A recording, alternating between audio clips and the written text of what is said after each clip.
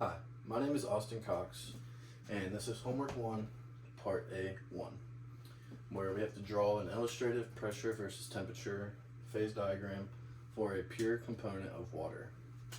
So on our y-axis we have pressure, and on our x-axis we have temperature.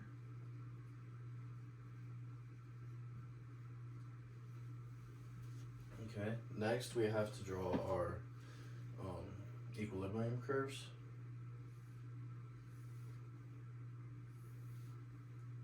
In which this area of the diagram is our solid, this area is our liquid, and this area here is our gas.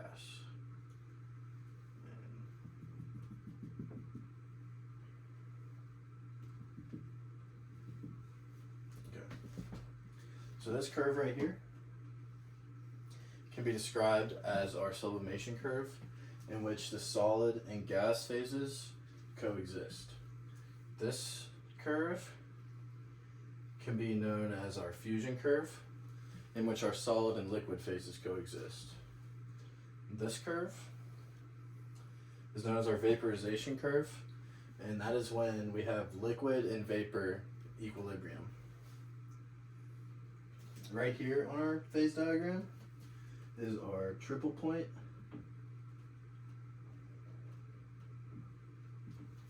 and at our triple point, all three phases of our phase diagram coexist.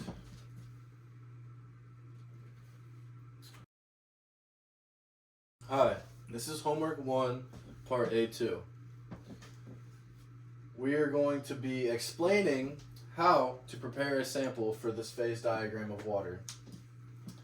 To start, you're going to take a pure compound of water in a closed system with no air in it. If you have the air in the system, then it is not a pure component of straight water. So once you obtain that sample, you can apply this phase diagram for any temperature or pressure value.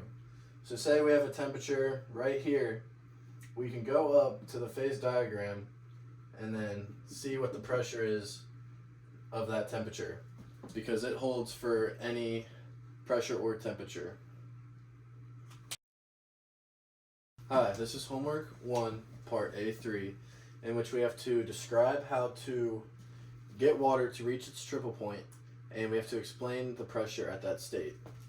So to start, we are going to take our pure component of water and put it in a container here, and we can label that H2O. And to start, we're going to apply heat to boil the water, in which the water vapor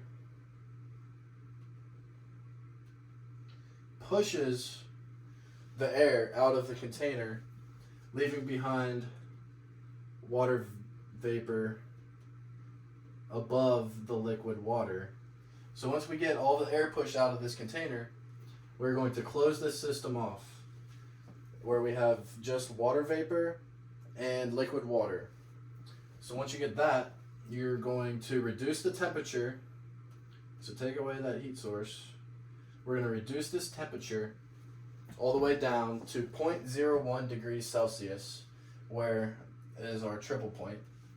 And the pressure of our triple point is 611 pascals. And then once we reduce the temperature all the way down and we get to our pressure of 611, we are going to have simultaneously in our container water vapor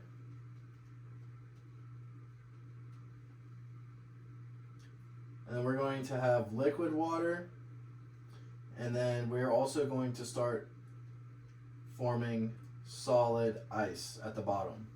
So once our sample consists of three of the phase diagram or the phases simultaneously, that is when we have reached our triple point.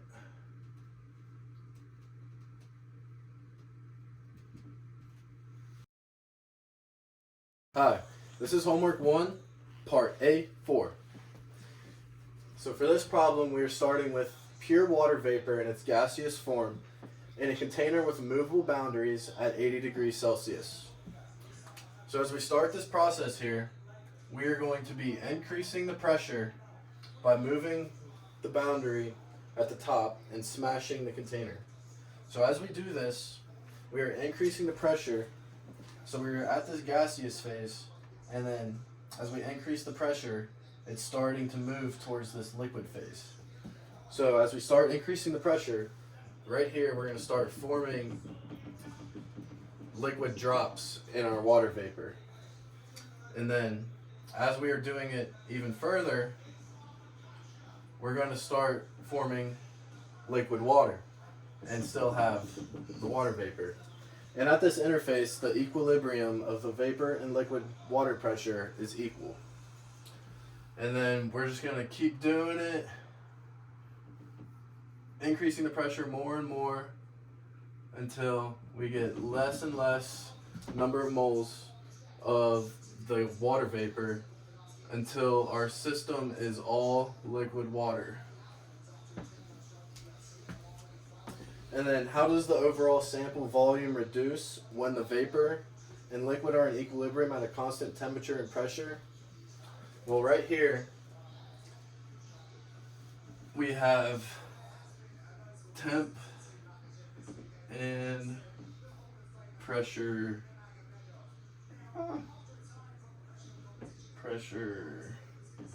constant. So the overall sample volume can be reduced when vapor and liquid are in equilibrium phases here at constant temperature and pressure, as the number of moles of the water vapor decrease through condensation. And condensation is when the water vapor turns into liquid, and that process is exothermic, and it releases heat out to the environment, which is why the number of moles transfers from vapor phase to the liquid phase.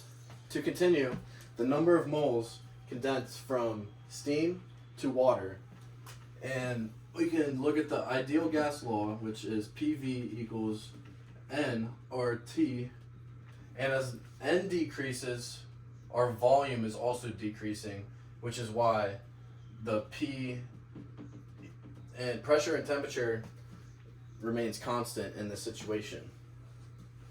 And our density of water here is 1,000 kilograms per meters cubed.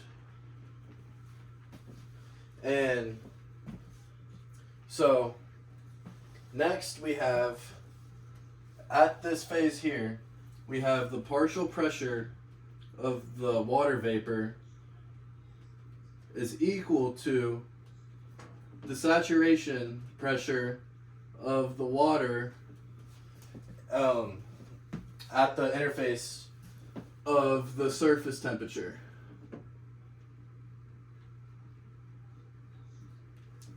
And that is given by that.